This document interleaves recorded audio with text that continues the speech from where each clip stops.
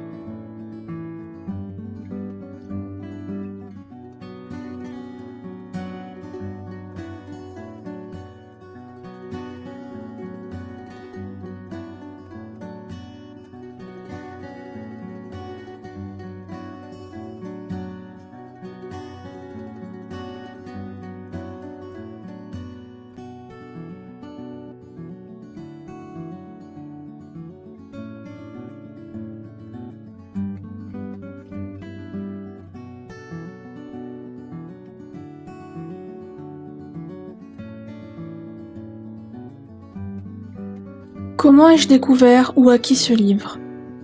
L'été dernier, en 2018 donc, ma famille et moi commencions à vider la maison de mes grands-parents qui étaient partis vivre dans un appartement plus accessible à leur forme physique. Il y avait bien évidemment des livres dans plusieurs placards et j'en ai récupéré plusieurs qui semblaient intéressants et notamment celui-ci. Je suppose que mon grand-père est celui qui l'a acheté car le style correspond parfaitement à ce qu'il a l'habitude de lire, des romans dépeignant la vie à la campagne ou à la montagne. Quand l'ai-je lu et en combien de temps? Je l'ai terminé il y a 3 jours, je l'ai commencé le 2 août pour le finir le 13 août 2019. Des choses notables se sont-elles déroulées pendant la durée de la lecture? Eh bien non, pas spécialement, en tout cas pas littérairement, après sinon j'ai obtenu mon permis de conduire. Envie de lire d'autres livres de cet auteur? Eh bien, il me semble qu'il s'agit du premier tome d'une duologie, donc je vais enchaîner sur la lecture du second tome, étant donné que je l'ai aussi récupéré.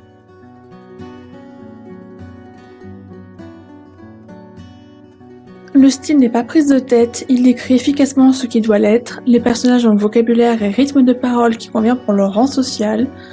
De temps en temps, on trouve de belles formulations. Les années s'enchaînent et les événements également, le livre ne s'attarde pas sur ce qui est du superflu, tout ce qu'il raconte a une utilité.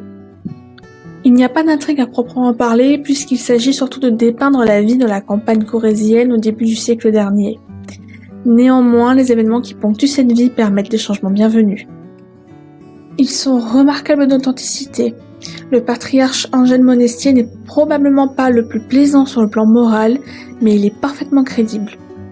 Le rythme est fluide et sans superflu, le style est plaisant, l'intrigue et les positions morales des différents personnages sont intéressantes à dérouler. Peu de vocabulaire particulièrement difficile.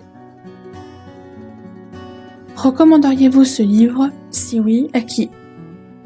Sans aucune hésitation. Même en n'étant pas une grande amatrice du genre, j'ai finalement beaucoup apprécié ce tableau de la vie campagnarde au début du XXe siècle, principalement pour l'aspect social. Je suis étudiante en sociologie, ça doit probablement venir de là. Je le recommanderais à quiconque sachant apprécier une histoire bien contée, incluant des personnages intéressants, dans un environnement aux enjeux sociaux fascinants.